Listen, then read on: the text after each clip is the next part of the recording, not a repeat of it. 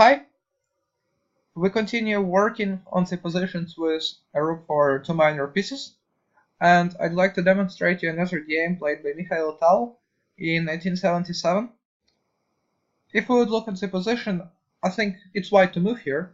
I think it would become rather obvious that white appears to have a rather decent compensation for a missing pawn since his rook is pretty active.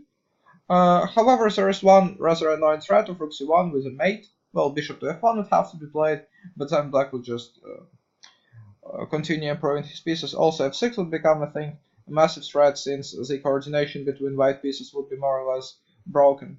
So, white started with f3, rook to c1, bishop to f1.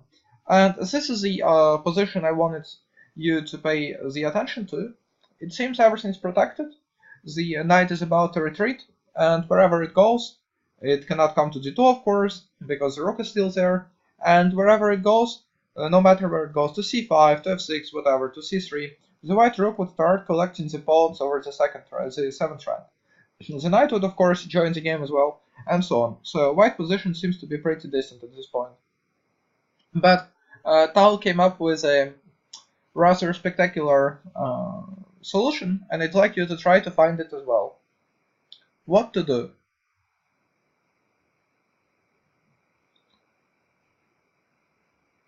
In this position, there are several attractive moves.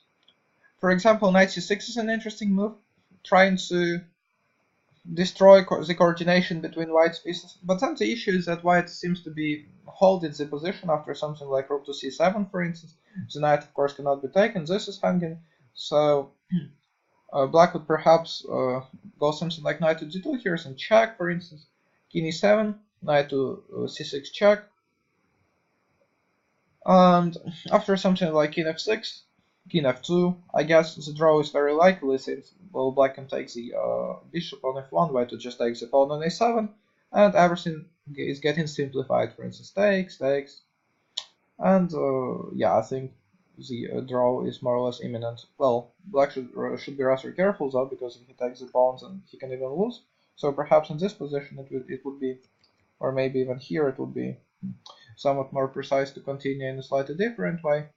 Perhaps after, let's think how black should actually play. Perhaps knight f1, knight a7, and here I will just consider retreating somewhere with the rook, maybe to a1, maybe to b1, whatever, and then I would liberate my knights. I could also go to a1 just to threaten to pick the pawn on a7 and then the knight, and then my knight is able to retreat. But anyways, this is not such an interesting line for us, because in that line, as we see, black even needs to take care in order not to lose. But here, black has the continuation, which proves to be more or less decisive, I would say. So I hope you've managed to find it. Knight to c4 is a fantastic move, which after knight takes c4, king takes d7, f takes e4, leads us to a position, to our position that we are aiming to study today. The game seems to be more or less over here, because after rook to a1, black is just able to, first of all, black already has an extra pawn on the queen side, and secondly, the pawn on a2 is extremely weak, so black is able to keep putting pressure on it, and I think he is very likely to win it very soon. If we return back after knight takes c4, and if white takes an e4 instead after, say, knight e5, rook a7, say knight g4, this threat is knight h2 as well as knight e3, so white has to go rook a3, preventing knight e3, and now takes, rook f1. Of course, black would be better in such a rook endgame, since he is just a pawn up. He can protect it with rook to f6 and keep pushing, which is why white decided to actually take on c4 and go for that position.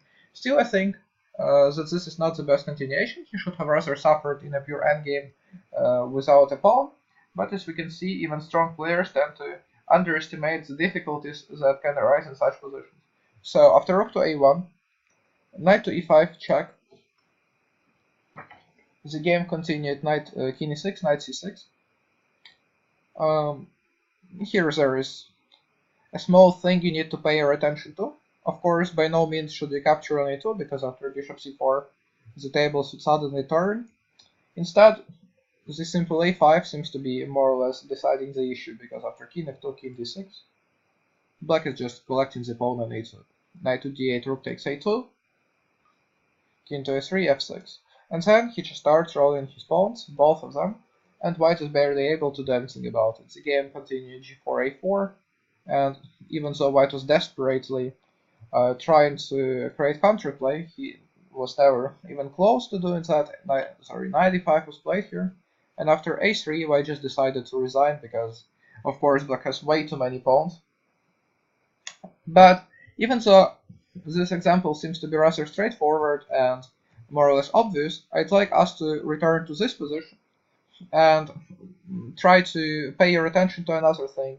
It's also a bit about psychology, because white had a choice here. It's not that he was just forced to go to the position with two pieces against a rook. He could, of course, have chosen the rook endgame after f takes e4, and once again, in this line, even though he is a pawn down and black is apparently better, he would have reasonable chances to hold the position. Instead, white decided to go for that position, which demonstrates that the position with minor pieces versus a rook, first of all, isn't that easy to evaluate, and secondly, that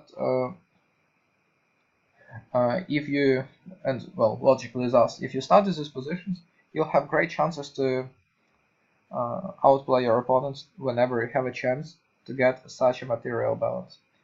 I hope that the video was enjoyable, and of course, I highly recommend that you watch all the videos of this series to get a better feel for this type of positions.